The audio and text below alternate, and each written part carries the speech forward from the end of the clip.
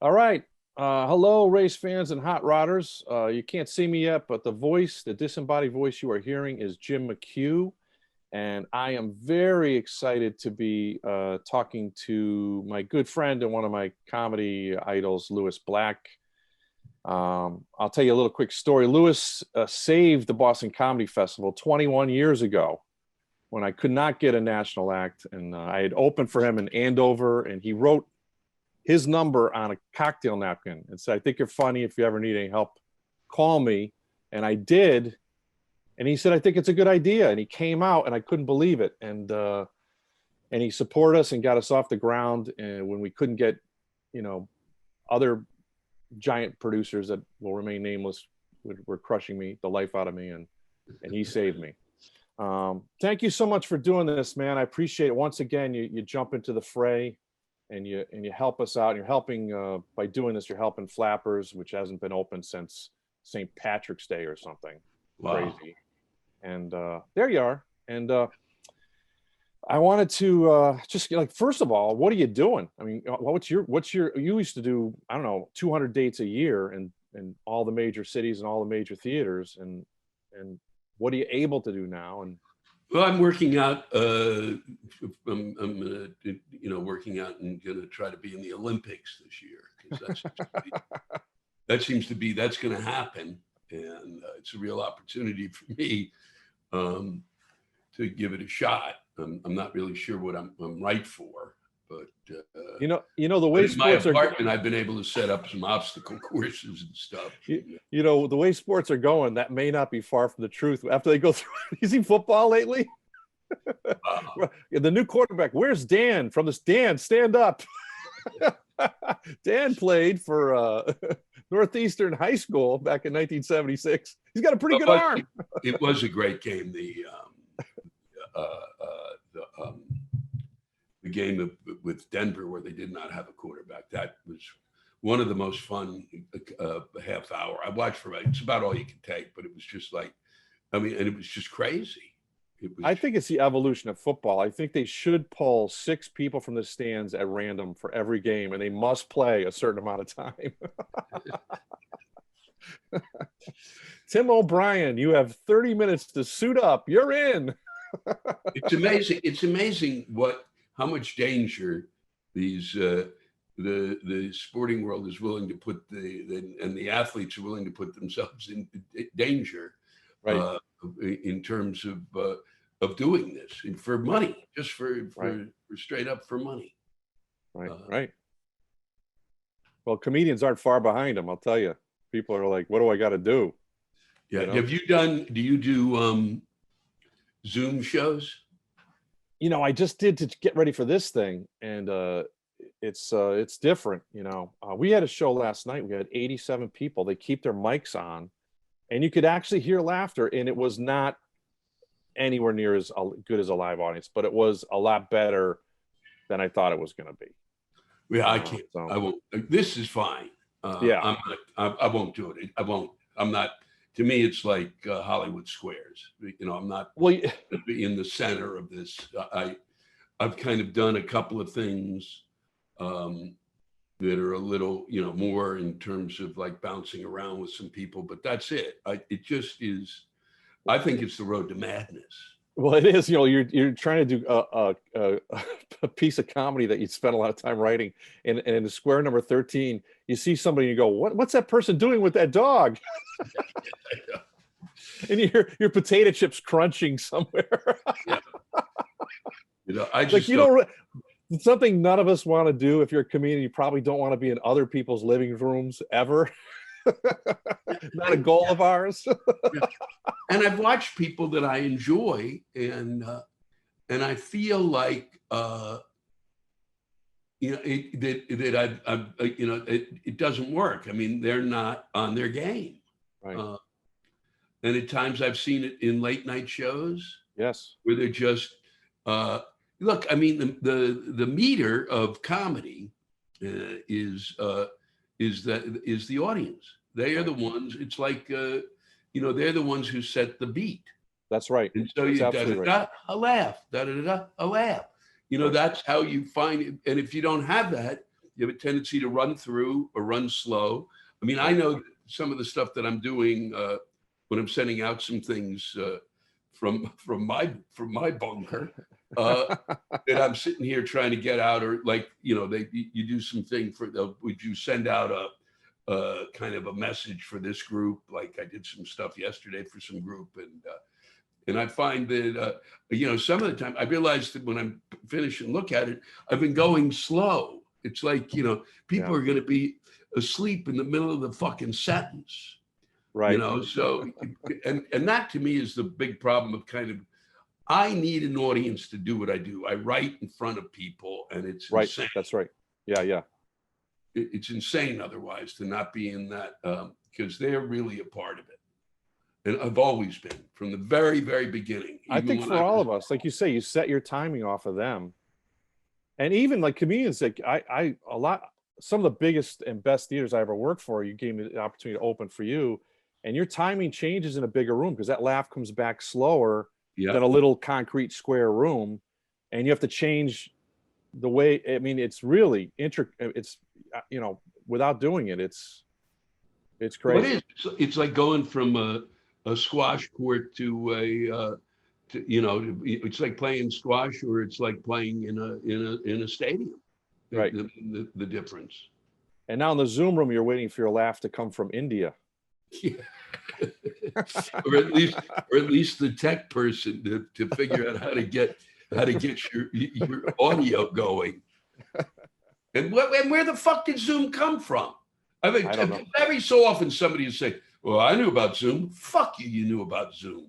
I mean, I grant you, I'm kind of not really on the cutting edge of tech shit, but I think somewhere along the way, in terms of communication, I would have heard about Zoom.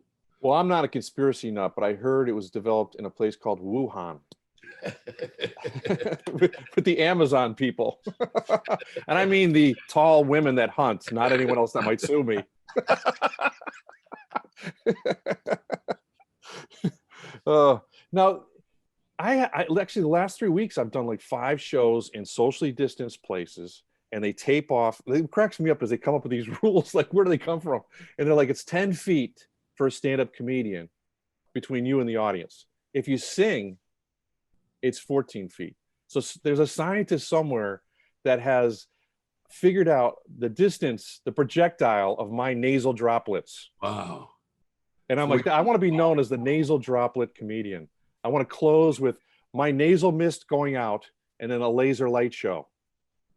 That's my closing bit now. That's, you know. And your rant has got to be worth at least 12 feet. If I'm 10, mumbling into a 14, it's got to be 25. Are you kidding me? You're gonna have to perform. You're gonna have to perform like Gallagher, where they bring plastic. You know, it was like, but I was thinking, especially on the last couple of nights I was performing, before I knew that the shutdown, and I knew the shutdown was coming, but in essence, being on that stage was the safest place you could be. Yeah. That's the weird part. That was the safe place. Well, yeah, we just did you do the music hall all the time in Portsmouth, and they shut the backstage is separated from where the people are. So we never, you know, so there's just 3 of us back there, you know? Yeah. Of course, we're comedians, so we're, you know, probably the germiest people on earth anyway, you know, just in regular life. But anyway. So, you know, the other thing I wanted to ask you about before I forgot is your mom. Your mom is 102 years old. Yeah. She's incredible. No, it's unbelievable. I love your mom. I think if they tested her blood now, they'd find out that she's possibly related to a variety of tortoise in somewhere. It's insane. And not only that, you know, I mean, my father passed away. It'll be a year ago this May, and he, you know, was 101, and wow. No, he was actually, he was 100. He was 101, and you know, and she kind of survived that. I mean, that's usually right. Yes. That's usually when they both kind of, you know, go bid you adieu.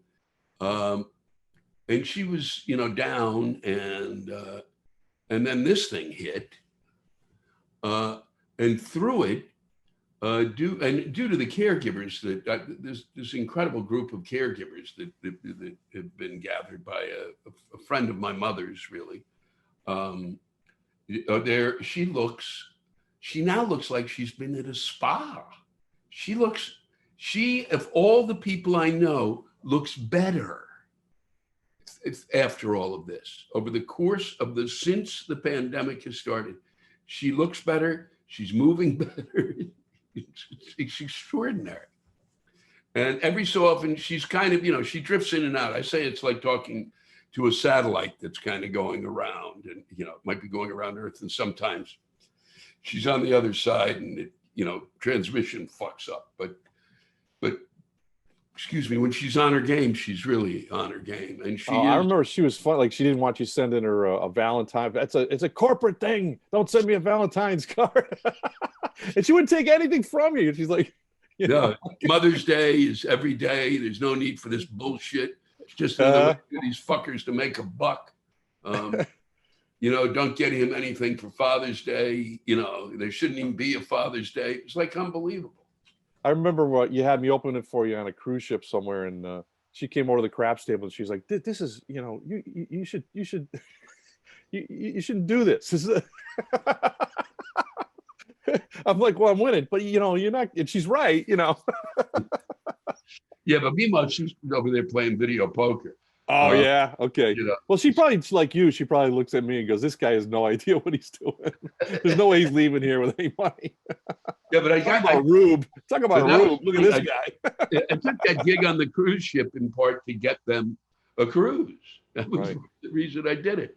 Was, you know, because that was the one way, you know, as they grew older, because they were into their mid 90s, or, you know, early, you know, like 93 or something, and it was the one way they could still, you know, could really travel. You know, I tell this story that I work on cruise ships a lot, and you're a hero to cruise ship acts everywhere, because they couldn't afford to pay you your normal rate. So what they did is they gave you a suite on that. I didn't go on all your comedy cruises. I went on the first one. And it's such a pecking order thing on ships. Like, we usually end up in the belly, you know, we're like, you got to share the room with towels and cleaning materials, you know, there's a little bunk in there. And the fact that you had a suite, and you had us, you took care of all of us. We all had like the sliding doors with a view. Yeah. And this guy, I don't know if it was the hotel guy or but they just were not happy about where we were ended up. And he's showing me my room, he shows me your parents' room, and you took care of all your people, which was just awesome.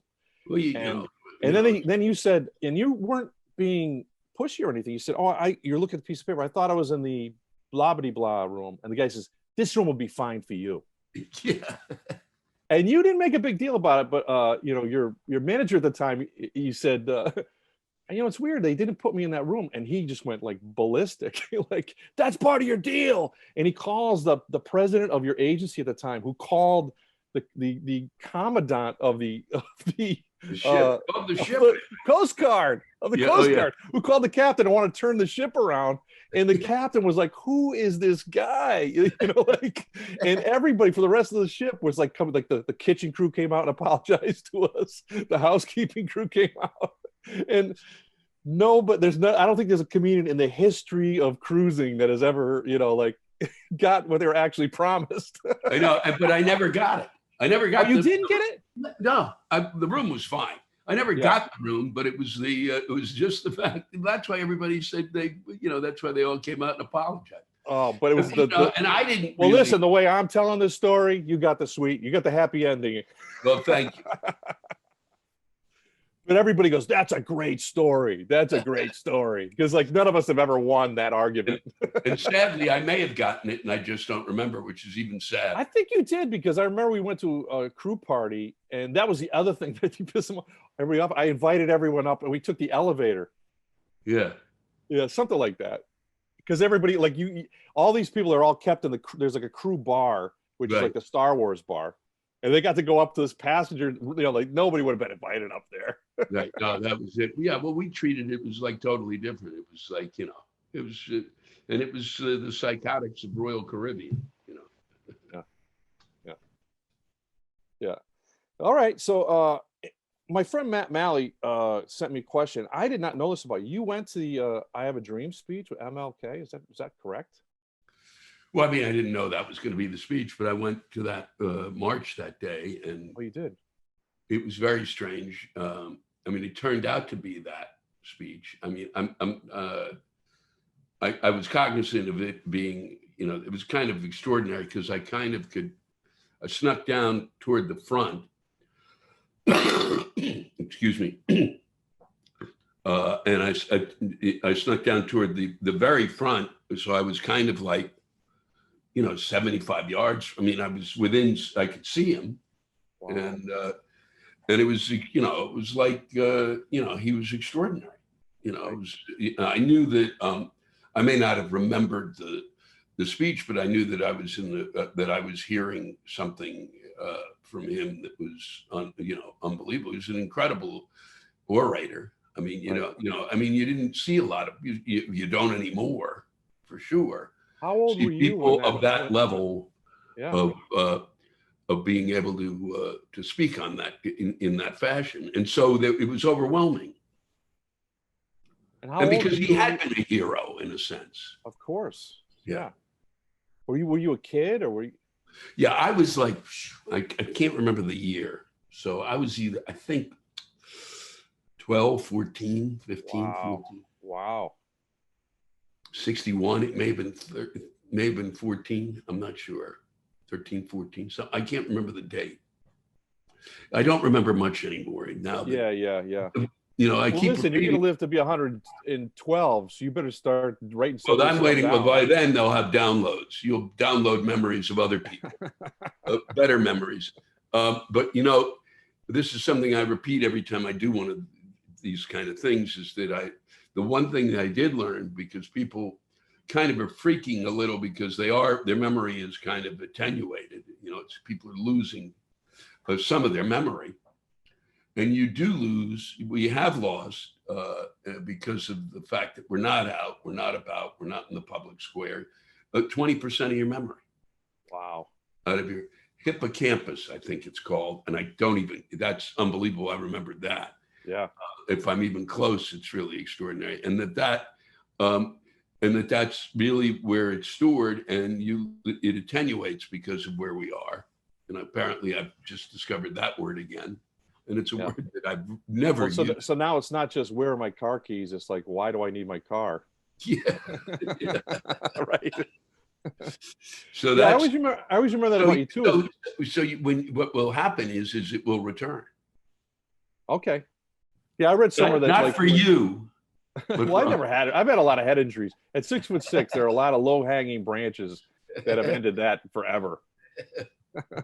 I've got the memory of a goldfish. You know, I'm always surprised to see the little treasure thing opening and bubbles coming out. Oh. Wow. Yeah. Anyway, so I was talking to Nick DiPaolo some time ago, and I remember, now he talked about memory. This might jog. I remember you telling me a story that your big break was when George Carlin recommended you for Oprah, and he was saying it was the Daily Show. And do you remember? You know, well, Carlin didn't. There's three separate things. Okay. Carlin called and left a message on my answering machine when we still had it. Okay. Saying that he knew of me and he really liked my work and he thought it was really funny. And it was when I just started to be seen. So it was partly the Daily Show. It was the Carlin thing even came before anybody knew me. I may not even been on the Daily Show. It may have been just a couple of appearances on Conan. Okay. And he was really complimentary, and that was huge for me because it was really like, I don't give a shit anymore. Yeah. That's if the guy that I feel like I'm following in his footsteps says you hang in there. I love what you're doing. Yeah, that he likes it, and the best thing is at the beginning of it, he said, "Hi, this is George Carlin. First, let me say there's nothing I can do for your career." So so that really helped me I've said, no matter what happened, I would continue to do it because that was as good as any award I was ever going to get. That was huge. Right. You got the nod. I think I still have it somewhere in a box somewhere. Oh, that's cool. And then the Daily Show came along, and that was and that had a bit to do with it. And what was the other? The other was Hippocampus. Hippocampus. it was partly it was the combo of the Daily and Conan and comedy, and then Comedy Central taking Dave Attell and I and kind of making us, because Dave was doing Insomnia a few years later, and making us kind of the poster boys of Comedy Central for a while. So they would do like a 3-hour thing on a Friday night, and Dave and I would host it. So that was, in part how I got to be known. Cool. Wow. And so that was really the things that did it. But it was really Carlin. What did you say? Carlin recommended me for what? Not the Daily. I thought it was Oprah. Oh yeah. Oh, and Oprah came a bit later, and that was, I don't know, they'd gotten in touch, and so that was it. And that came through. I don't know who really was the one who did that. But there was 3 people that, if I remember correctly, 3 people that picked their favorite comedian, up and coming comedian. Wasn't that? Well, they asked Jon Stewart to be the guy because John was on the Daily Show. Okay. Yeah. So that was how that happened. But I don't know who picked me originally. And then I kept saying, we're not going to do stand-up on Oprah. We're not doing stand-up. Oh, you won't be doing stand-up. Because I don't want to do stand-up on Oprah. I'm not doing stand-up on Oprah. Oh, no, you won't be doing stand-up. I promise you won't do it. Well, because I won't do it. And then literally the morning that I'm flying to go there to do Oprah, they tell me that I've got to do 3 minutes of stand-up. I go, how am I? Is there going to be somebody with a light? I don't even know how to do. I don't know what 3 minutes is. That's like half a rant. Well, for me, exactly. I mean, I'm in the middle of a paragraph. I'm not even vaguely near a punchline. It's always that, though, isn't it? Yeah. You just got to step up and reinvent yourself with a 15 minutes notice. Yeah, you just do it. You go, okay, And it's Oprah, who was then, because Johnny Carson had kind of gone on. That was like, it was huge. Right. Oh, of course. Because at the time, I mean, huge, because that was when she was in her heyday. And that's a different demographic than you're for sure pulling out the Daily Show and all that stuff. It was like, And my whole thing, and I'll never forget, it was about weather. And that was about as, because if I'm looking for that demographic, I'm going to talk about weather. I literally, one of the things is I was initially, my first couple of years or 3 years of wandering from village to Dell, doing stand-up around the country, I developed, there was a point where I had a good 35 minutes on weather. It was like my go-to. I generally would start with weather. And Al Roker was big. Al Roker was one of my first big. I was going to ask you about that because I think, do you think that, now with the Daily Show and stuff, do you feel like you've been pulled into politics more? I mean, politics is so absurd now, so it's obviously, and I guess that'd be first part of the question, but also there's a million other people that are doing, for example, Trump jokes and stuff like that. Like I remember the last time I thought this was when Clinton and the Monica Lewinsky thing, all these people that were not political comedians, well, yeah, they're telling blowjob jokes. Yeah. That's not you're not a political comedian because you have a blowjob joke, Well, but that to me was one of the great moments that I said for me as a comic, because I said, I talked a bit. I never talked more than 5 minutes about presidents at max. Right. Except for that, the Lewinsky thing and the impeachment, which is, it depends on what the definition of is. I mean, you could go on like that's spectacular as a setup line. So, but I was I said, what was great for me is that for somebody who'd not been doing a blowjob joke ever, now I can finally do a blowjob joke. And so I don't think that the Daily Show really, it was always kind of, people always thought of me as that, but I never, and even when I was kind of trying to get on Letterman originally, and Robert Morton was the producer, and you'll never be on Letterman, you do politics. I go, well, I do a ton of other stuff. Right. And he went, and this is the greatest line ever. Because it was like, I don't care if I'm on the fucking show. But Robert Morton said, politics isn't funny. Okay. And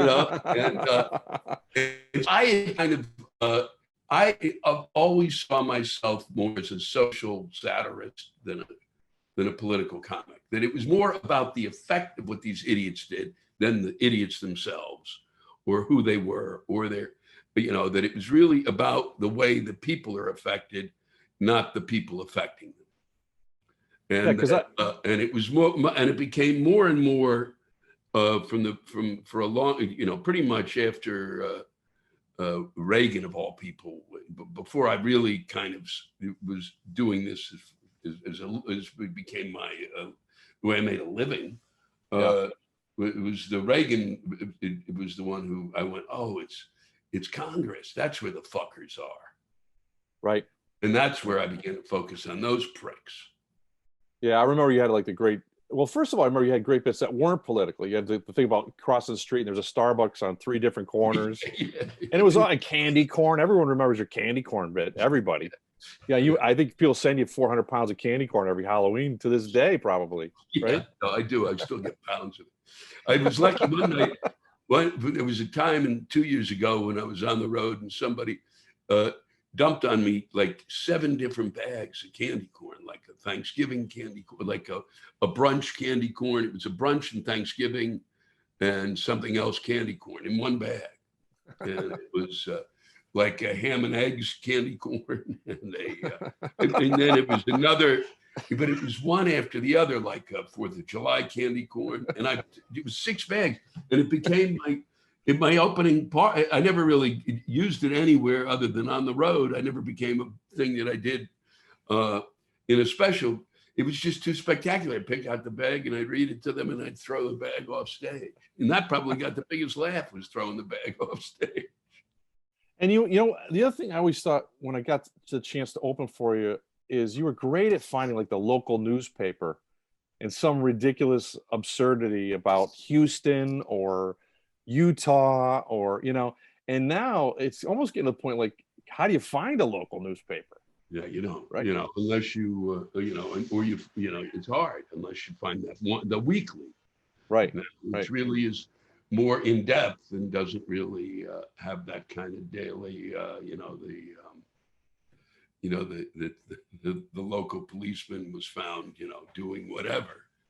I don't know if I ever told you this. When you first came and saved my life by performing at the festival, you were doing a movie. I don't know if you remember this. You probably, I think it was the kids that were stuck in the airport. Oh, yeah, and accompanied mine. And you said just on a phone call, yeah, Jim, I'll come help you out. It's a good idea. Okay. I had never made a contract with anyone. I didn't know how anything worked. I'm an idiot. I was working clubs, in the back of Chinese restaurants. I still am. But so then I got a note from somebody, well, they love Lewis in this movie, and can we change the date? I'm like, I only have one. I've only rented one theater in my life, and I got one date. And you said, never mind these fucking idiots. I told Jim I'm gonna. Well, and they said, well, does he have a contract? He said, my word. I said I'm gonna be there. Now here's where it gets scary. I'm not selling that many tickets because I don't know what I'm doing. And I said to my sister Helen, I'm like breaking out in hives. I'm like, this is the hottest act in the world, and he came here, and if I, and then Nick Zano does an article in the Globe, and it sells out in 12 minutes. Yeah. 12 minutes. So the night you're there, I walked around the front and there's a guy scalping tickets and I hug him. Oh my God. Oh my God. I don't know if you remember that Benny came. I was like, Benny, can you just talk to the box office? I don't know what I'm That is funny. Yeah. I was like, oh man, was I like having an ulcer? And it was just it was amazing that that I survived. That you did it. I mean, like I can never thank you enough. I mean, Well, because I believe nobody would have done that. Nobody. My family wouldn't have done that for me. You get more lines in a movie or you come do the show for Jim. Yeah, I think I'm gonna stay and do the movie, And the movie was okay. I had a few days to do it. It was fine, and I knew and if I can't remember, but it worked out fine. It wasn't like tough, and I wanted to do some work, and I wasn't doing any, so this is good. I can get a break. I can go do some stand up, and I felt that Boston was a great place to have a festival. I remember you saying that. I tried to help the guys in Chicago, another place that I thought there should be a festival. Yeah. And I thought it was kind of stupid because, I mean, Just for Laughs is what it is. And, and it has always kind of, done its thing to take advantage of young comics on a certain level. Here, you're going to do 32 shows and we're going to put you on TV and we're going to give you $84. Okay. But you'll be famous. But this was really, I thought, there really needs to be one in the States, and the two places that really, well, there was, if you do it, it would be San Francisco had their thing, but it was not so much a festival; it was the competition, and then it was, and then I thought Chicago and Boston were the two places that comics had come out of. Those were the mainstays. So why wouldn't you want to get it going? Yeah, I have so many it's. I'm going down memory lane a little bit, so forgive me, but. A couple of things. As long as we don't hear ukulele music and shit. Well, it's in the drawer and it's ready to roll if we need it. But I remember so many things. Like the second year you came back, I think your agent went to another agency, and so suddenly we had all this industry because it seemed like Lewis Black was now going to be on the market, and I just happened to be in the right place. And we went to Legal Seafood. And all these agents and people, they're all surrounding, they're all kissing your ass because they want to, they want you to go with them. And I lose the keys to my car because I'm me. And I'm out front calling. And you, while all this is going around, looked out that window and you said, you got up and you came out, you lit a cigarette and you go, do you have enough money for this? Like you must have thought, and you're right. I mean, I had a credit card. But I was like, oh, no, I got that card. I just forgot my card. And you go, oh, you fucking asshole. But I was so blown away, like with all these people in there and all that going on, you actually took a second out of your universe to look through the window and say, McHugh's in trouble here. He's going down like the Hindenburg. Because they're all ordering shrimp and oysters and champagne. But they were also, they're agents. So, I mean, there's, it's not, and they're kind of like, what, hello, are they going to be there next week? No, you will, because you'll be still at, Young Dung Luk's, Chinese food place. So I'll know where to find you. Yeah. These guys will be somewhere in LA. Great. Good for you. Have a good time. Yeah, and people say, what's Lewis like? I go, Lewis has done the nicest things for me. You call me one time and you go, hey, quit whatever shithole you're working this weekend. You're with me at the South Shore Music Tent. And I go, Lewis? You go, oh, I'm sorry. Are there a ton of people booking you at the South Shore Music Tent this week? I was like, no, you got a point there. So pretty funny, man. Pretty funny stuff. And now, like when you do the Daily Show, you've done it with 3 different hosts now. How does that change? They're all different. I mean, Craig Kilborn was Craig Kilborn. The Liz Winstead, who was producing it, and who knows? I've never really discussed it with her, but I don't know if they picked him or if Comedy Central said, or if it was a combo of Liz wanting somebody who looks like a news guy. Yeah. And she was really the driving force behind it. And so Kilborn really didn't. A lot of the times he didn't know the jokes he was reading. Right. You know, I mean, it was perfect in a sense. Yeah. And then with John, you go from Kilborn, who's got, and I literally am now under Liz and my friend Hank Gallo, who was my producer. Uh, you know, I can, you know, when I start doing that, I'm literally sitting there's no audience initially when we started, and I just improv. I'd sit at a desk and improv. And we do it, and then we do it again, and then we do it again. They'd say, keep that, get rid of that. You really like that ending. Let's do it again. And then I do it. And then the third time, fourth time, you go, perfect, great, thanks.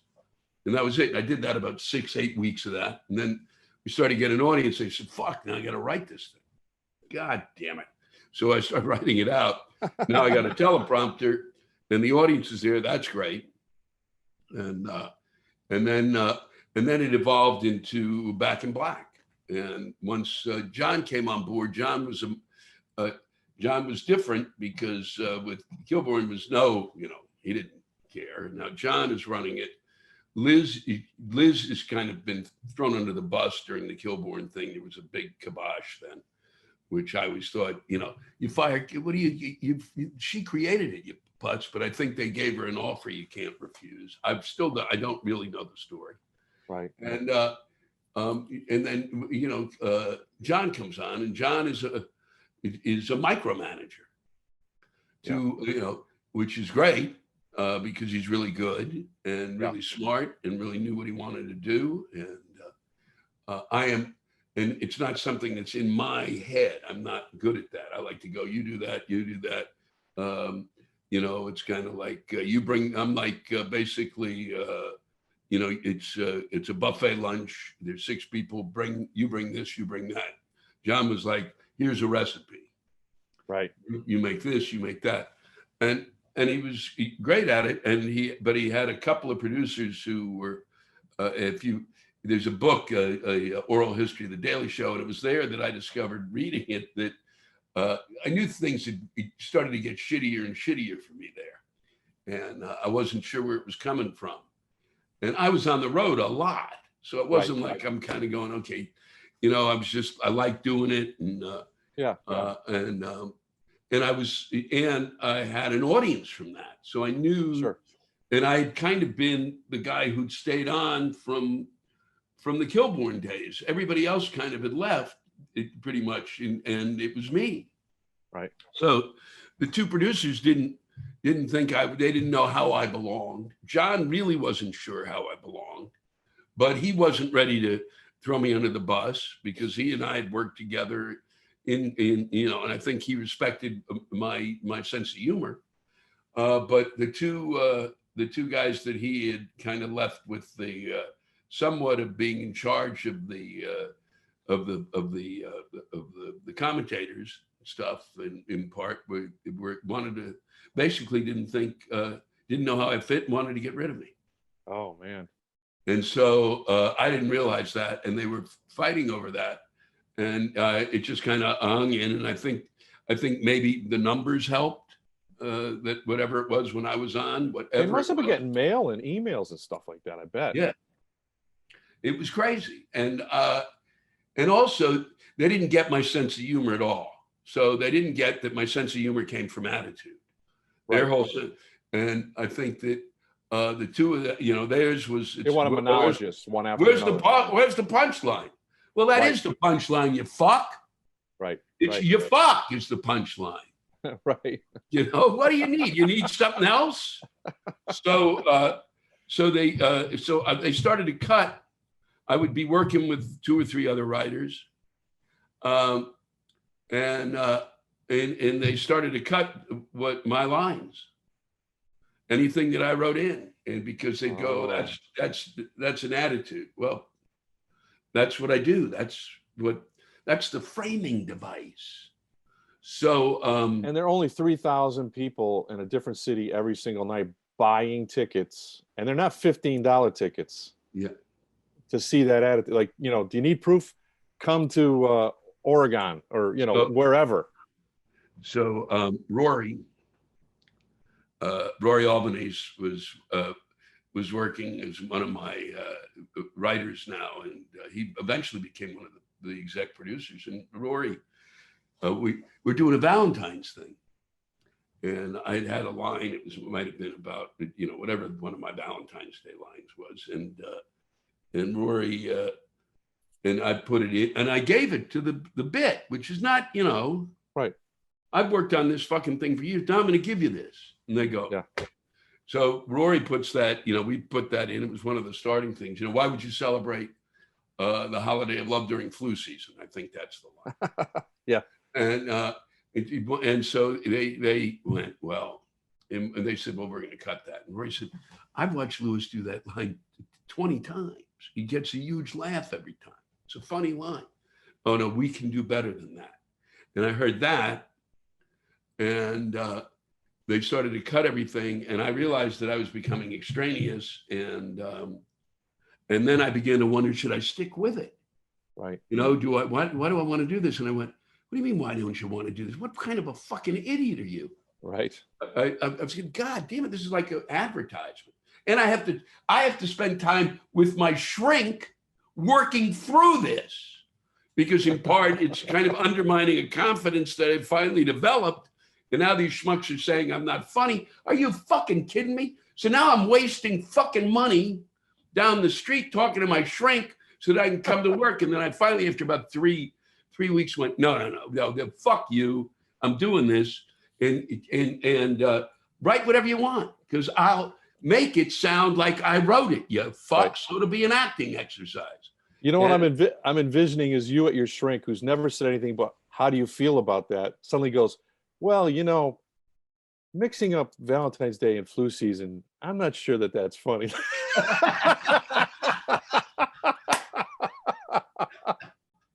That's the breakthrough moment. That's funny. So that was, and then we go on to Trevor. And so then it works out, and that works for years with John, and that went well. And then we were doing it. And the thing is that I was only on the show, I became less and less on the show, because it was John built every show. It was like the show's about, he had a through line. So I was on the show when I was part of the through line. Right. And so I was doing it less. And then Trevor came on, and Trevor really liked my work. And Trevor is a younger comic, kind of, looked at me as one of those guys that he, kind of maybe, I don't know if he'd learn, I don't know what it was, but he admired me. And sure. It's always been very, very nice when he talks about me in front of the audience and stuff. So I know that he feels a certain way toward me, and so working with him has been even kind of really great, because he really knows how to write for me. Right. Of all of them, of everybody, he's one of the best writers I've had. So he'd go, no, Lewis wouldn't do that. And I'm kind of going, wow, because I really stopped writing. I mean, now they brought me back to participate. Now they're kind of turning to me and go, what do you think? And I'm like, what do I think? and that's been good, because now I participate more and more, and and now I'll have, it's more rewarding. 2 or 3 or 4 lines, or then if something happens, a few times I've snapped during while we're recording it, and I'll turn to the audience and go nuts, and then I'll turn, and then they'll put that on. Trevor will put that on as like a social media thing, so it's good. So he gets where I'm coming from. Yeah. And so it's been really, so in all, it's been really good. I don't know how much longer I'm going to do it, but they booked me for, I'm booked for, I think, 2 more years, or at least another year. Yeah. One of the things that I wish I did more of, and I see you do such a great job of, is you get stuff up on his feet on stage. So you might be doing a local thing or an observation from the paper that week, and you get into that anger thing, and something you're as surprised as the audience is. Where'd that come from? It's funny. That could be something we could keep and build or expand on. Am I wrong? Or you mean in my act? in your act. But do you ever bring stuff like that to the Daily Show or something, you know, recounting votes or the machines or, you know, whatever? No, I mean, I'll mention stuff, but then it was like recently I had some stuff that I forget what I was going to ask them about. It was, I forget what I had suggested. I just did it 2 weeks ago. And I had suggested something. But they came back with the news, this idea that I would have my own news service. Oh, great. And I thought, well, you just beat my fucking idea. That's a great idea. And they really shot it well. And it's the only thing I have to say a little worried about, you know, is just that I think Comedy Central is thinking of expanding the show. And I think that's crazy. I don't think it should be competing with late night shows. I think part of the thing that keeps it solid is it's 22 minutes. It's not, so by the time you hate it, it's, you know, you don't know until 10 minutes after it's over that you hated it.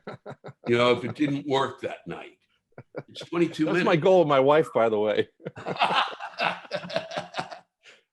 I don't want her to hate it till 10 minutes after it's over. I'm putting that over the headboard. Well, now I know what to get you for Christmas. Wow, that is hilarious. Have you done any more playwriting? I know you did a lot of playwriting. When I was down in New York once, you had a play up down there. And yeah, no, I got the play. I got a play that I wanted to get it up and done. It took from the time when I could afford, you know, I had to get into stand-up to be able to afford to be a playwright. So I could take this play that I wrote years ago and redo it and got it up and published. And now it's, until the pandemic, it was being done all over the world. It was great. It was being done mostly not in big theaters, but in community theaters, which is fucking fine with me, which is what I wanted to do from the beginning anyway. Where you started, right? Yeah. It was to write and really wanted to write for community theaters. I didn't have any desire to be a hoo-ha, you know, initially. And then, of course, you get psychotic. You know, it could really be. But then, I got my one acts, which I'd written and published. And so, and I was hoping, which it hasn't happened, that the college students would pick up on it. And, you know, because I said, you know, basically, if any college students, they've asked a couple of times, or one college student group asked, they've not been produced much at all. And it's funny to me because, you know, some of them I think would really appeal to them. One is it's Dorothy, who's in her backyard. She comes back, you know, afterwards, and she never leaves home again. Because I always thought that was the most fucked up thing about that movie, that she went from black and white to color and then goes back to black and white and goes back to Kansas, right? Leaves this fucking Technicolor fucking spectacular world to go back to that hellhole. And then kind of, and so I thought, what if, you know, what was she like in, you know, wandering around her backyard? And so I wrote a thing about her.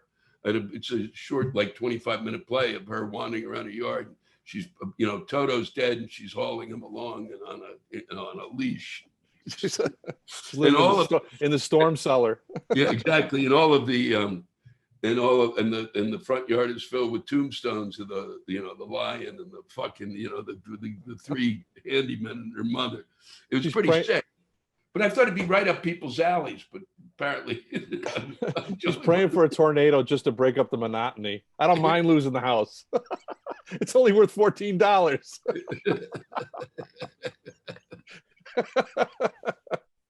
And I wrote another one, which is called The Deal, which was about these two guys who make a deal. You never know what the deal is, but they're both cutting a deal, and they're both kind of cutting this deal. You know, it's like two major, you know, Bezos and, you know, and whoever, you know, and Buffett, you know, they're cutting this huge deal. You never know what it's about.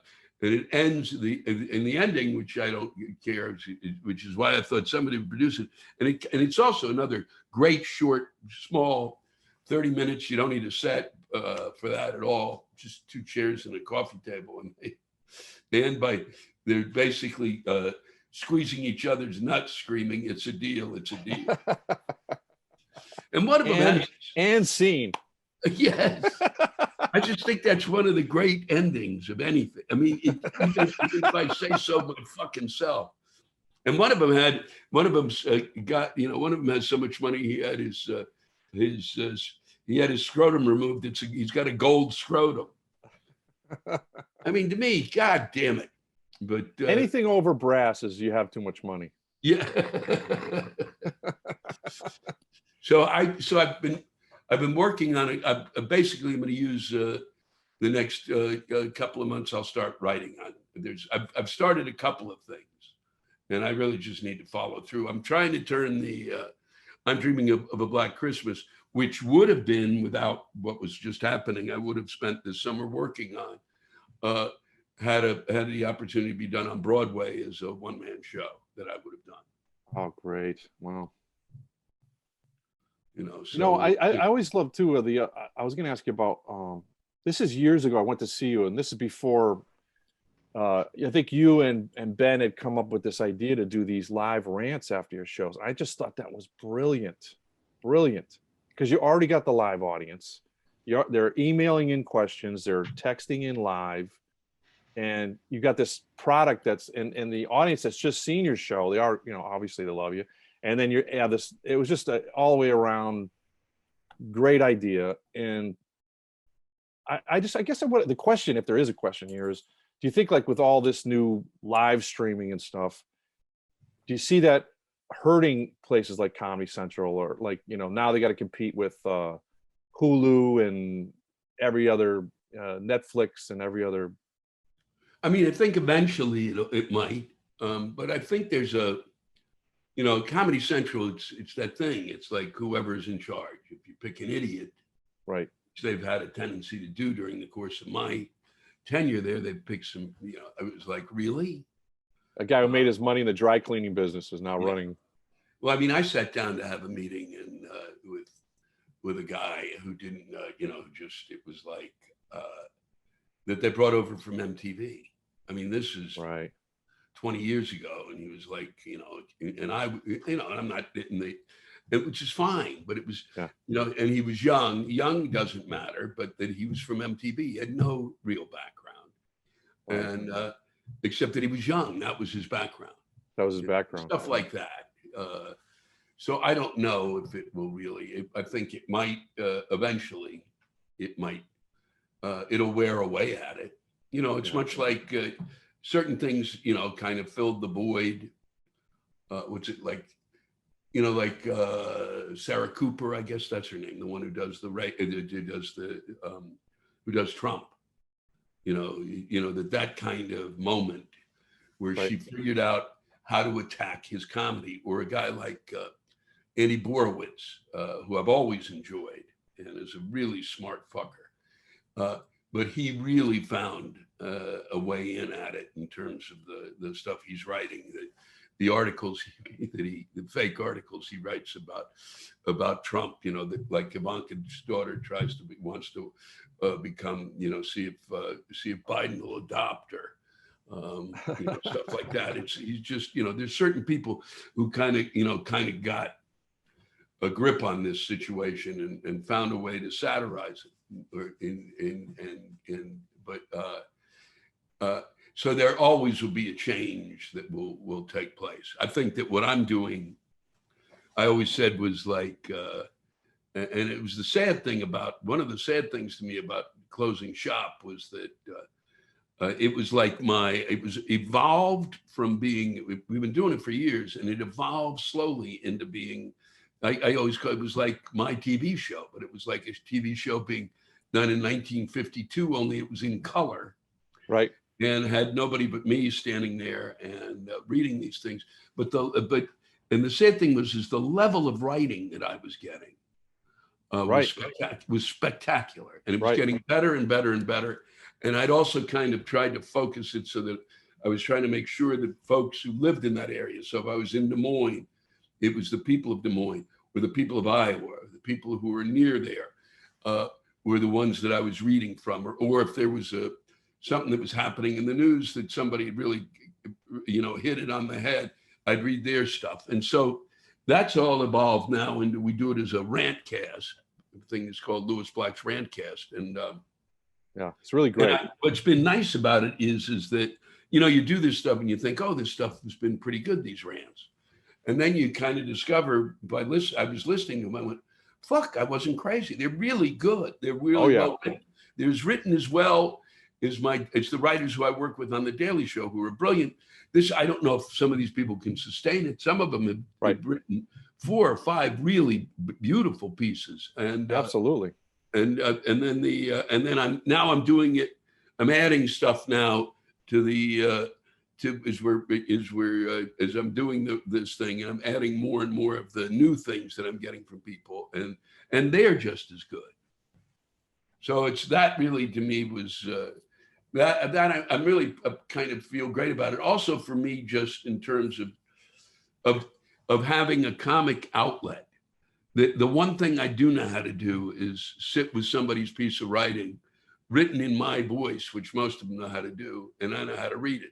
So I don't need the audience because it's there, and so I have I don't think it's as good without the audience, but I think it's as close as I can get. I'm certainly more comfortable sitting here in the bunker, right, by myself reading these things.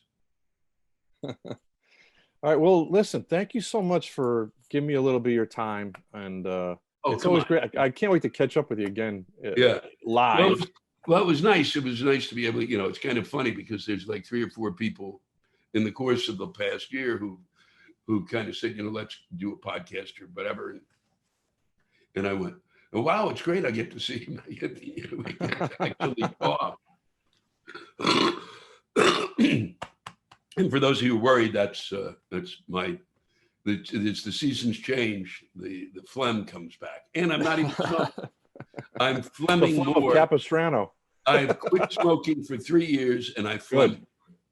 Wow. Okay. It's not a dry cough. Okay. Yeah. So what's if we can pitch anything for Lewis Black? What do you got coming that people should be looking forward to? Well, I'm thinking of really if the Olympics doesn't work out, I've always thought that this idea, and especially now as things seem to be rolling along, a gun shop would be a good thing to open somewhere.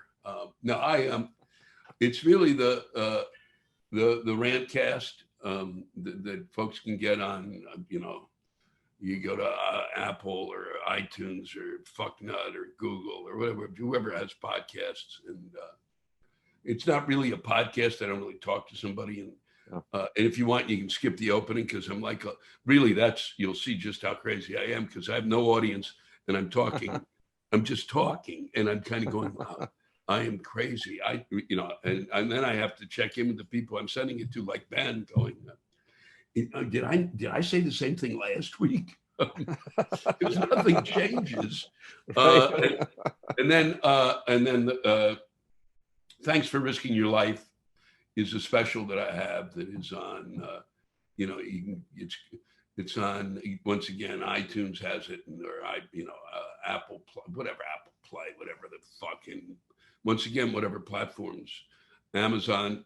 Has it. It's you can basically, it's ready to be, you basically catch it, and eventually Netflix wouldn't do it because it's got no bells and whistles. It was a really, it's not up to snuff technically to be considered a specialist, but I think it's got there's an intimacy to it that's nice, and but it's on all of, you can find that one. If you just go to my website, it'll tell you where to go. Okay. And I'm going to be having this is quite exciting. I have an app. There'll be a Lewis Black app. And on that app will be all sorts of things. One of the things I'm trying to bypass is I've never enjoyed social media because I always feel like some schmuck shows up and goes, well, you're a piece of shit and you fucking Hollywood elite snot, Jew, fuck you, fucking. Okay, all right. So this. I'm sorry about that, by the way. Huh? I'm sorry about that, by the way. So it's partly I'm going to get. So I'll be able to. actually folks will be able, if they have the thing, can, communicate with me directly, and I'll be able to do like something, right out there. It'll probably end up on other things, but basically, essentially, that's where it'll go out.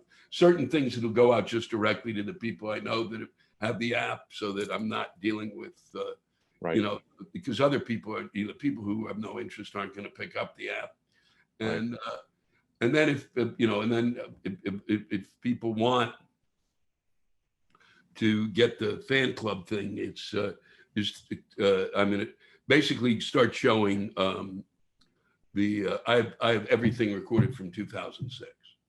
So Awesome. there'll be so those you'll be able to see my shows that I did, from literally, I've got hundreds of shows that I'll, 2 will be on each week, or 1 will be on, and people can watch those. Great.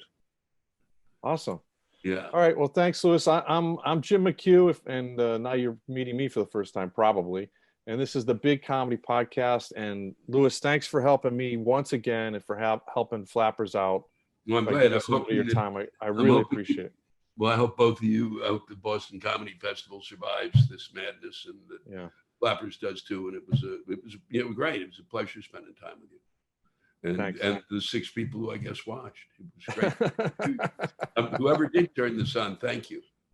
Because I know that there's a lot that you could have been doing today. Thanks. Actually, we're all in our bunkers, so this is it. Yeah, you could have been getting through Giving Tuesday, and then moved on to buy a lot of shit Wednesday. All right. Thanks, Louis. I appreciate it. Thank you. I hope we talk soon. Send my love to the family, okay?